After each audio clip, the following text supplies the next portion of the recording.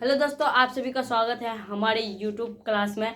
तो आज आप सभी को हम मैथ पढ़ाने जा रहे हैं क्लास 9 का एक्सरसाइज 1.1। तो बिना देरी किए हुए आप लोग चले वीडियो की ओर, और जो भाई और बहनों सबको आप लोग कॉपी लेके बैठ जाए, कॉपी कलम लेके, क्योंकि साथ साथ बनाते चलेंगे और देखते जाएंगे किसका कितना सही हो रहा है और कितना गलत। तो चलिए वीडियो की ओर। इसमें क्या एक्सरसाइज 1.1 में क्वेश्चन नंबर है, नीचे दिए गए कथन सत्य है या असत्य, कारण के साथ उत्तर दीजिए। मतलब कारण साथ मतलब कारण भी पूछा है, कैसे असत्य है कैसे सत्य है। तो क्या प्रत्येक पूर्ण संख्या एक प्राकृतिक संख्या होती है, ये पूछा है क्वेश्चन में। तो क्या प्रत्येक पूर्ण संख्या एक प्राकृतिक संख्या होती है? तो आप लोगों को पता होगा कि प्रत्येक पूर्ण संख्या क्या होता है। पूर्ण संख्या तो आप लोगों को पता है, पूर्ण संख्या क्या है। पूर्ण संख्या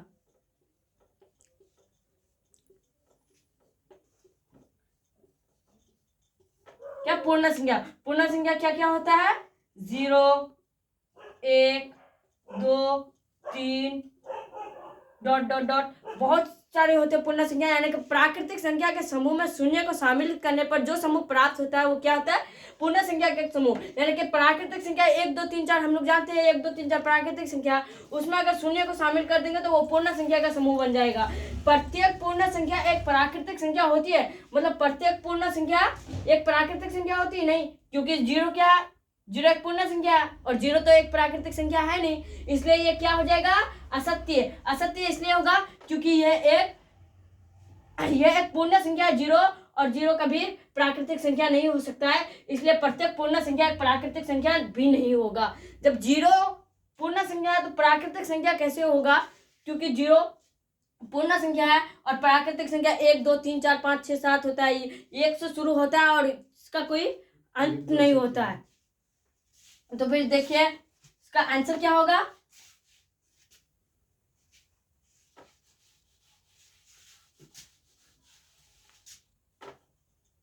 तो इसका आंसर क्या होगा? आंसर लिख देना है। आंसर में क्या लिखना है? असत्य।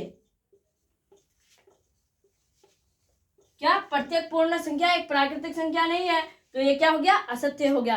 फिर दूसरे पे चलते हैं। दूसरा क्वेश्चन में क्या है,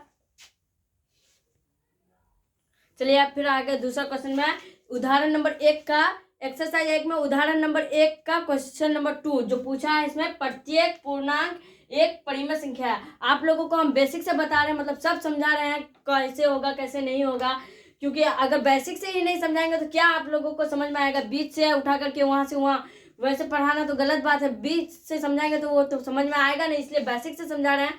बेसिक पहले मजबूत होगा तभी सब कुछ मजबूत होगा। तो पहले बेसिक। तो प्रत्येक पूर्णांक एक परिमेय संख्या है। क्या प्रत्येक पूर्णांक एक परिमेय संख्या है? इसमें क्या पूछा है? प्रत्येक पूर्णांक। पहले तो प्रत्येक परिमेय जानना चाहिए। परिमेय संख्या क्या है? परिमेय संख्या वैसी संख्या जो p/q के रूप में लिखा जा सके और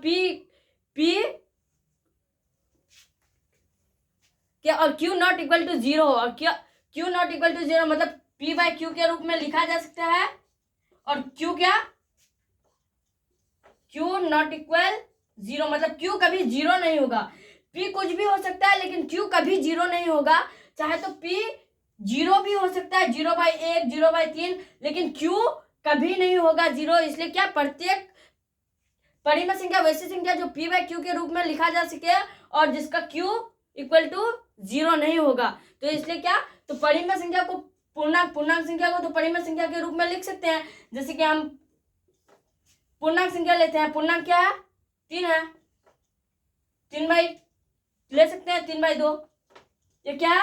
ये परिमेय संख्या है। और भी ले सकते हैं हम कुछ, 6/6 ये भी परिमेय संख्या है। 1/2 भी परिमेय संख्या है, ले सकते हैं परिमेय संख्या। तो क्या पूर्णांक है? 2 क्या पूर्णांक है? पूर्णांक है, इसलिए ये क्या होगा? ये सत्य होगा, क्योंकि इसमें p/q के रूप में लिखा जा रहा है और q नॉट इक्वल टू 0 हो रहा है, इसलिए ये क्या होगा?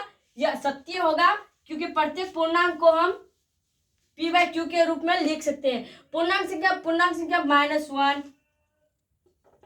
0, 1 ऐसे इधर भी आएगा, डॉट डॉट डॉट इधर भी आएगा, क्योंकि दोनों तरफ जाएगा। -1, -2, -3, फिर 0, फिर 1, 2, 3, और ये बीच वाला 0 है, ये बताए थे, ये पूर्ण संख्या है, और इसमें ये ना तो धनात्मक है, इधर क्या है? धनात्मक, इधर प्लस है और इधर माइनस है, ना तो ये धनात्मक है ना तो ऋणात्मक है, ये अऋणात्मक है और ये अधनात्मक है, मतलब दोनों है। ये प्लस के साइड देखिएगा तो प्लस में जाएगा और माइनस के साइड से देखिएगा तो ये माइनस में आएगा, इसलिए ये अऋणात्मक है और अधनात्मक है। इसलिए क्या प्रत्येक पूर्णांक एक परिमेय संख्या है। तो क्या आंसर, क्या प्रत्येक पूर्णांक एक परिमेय संख्या है, सत्य। ये सही होगा क्योंकि प्रत्येक पूर्णांक को हम लिख दे p/q के रूप में, इसलिए क्या होगा, ये सत्य होगा। तो फिर उदाहरण नंबर 1 का फिर तीसरा में जा रहे हैं। तो ठीक है, फिर दूसरा क्वेश्चन में आ गया उदाहरण नंबर 1 का। तो इसमें क्या पूछा है, प्रत्येक परिमेय संख्या एक पूर्णांक संख्या होती है, मतलब प्रत्येक परिमेय संख्या। पहले क्वेश्चन में था दूसरा नंबर में प्रत्येक पूर्णांक एक परिमेय संख्या होती है, यहाँ फिर उसी क्वेश्चन को घुमा के क्या कर दिया है, प्रत्येक परिमेय संख्या एक पूर्णांक संख्या होती है, ये अलग है थोड़ा।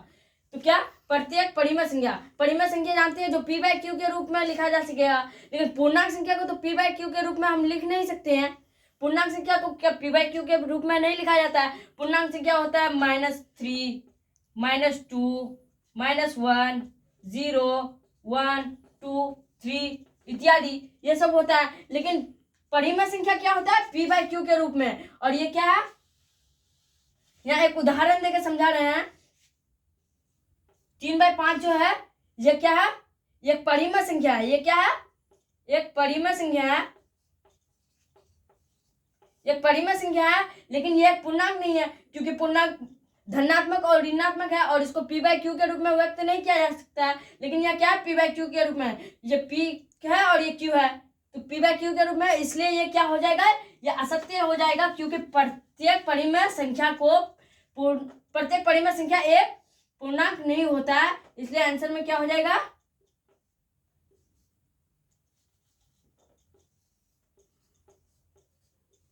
असत्य। क्या प्रत्येक परिमेय संख्या एक पूर्णांक संख्या नहीं होती है। तो आप लोग समझ गए होंगे। जिस में डाउट है आप लोग कमेंट कीजिएगा, लाइक और सब्सक्राइब कीजिए, हमारे चैनल को शेयर कीजिए ज़्यादा से ज़्यादा। Thanks for watching.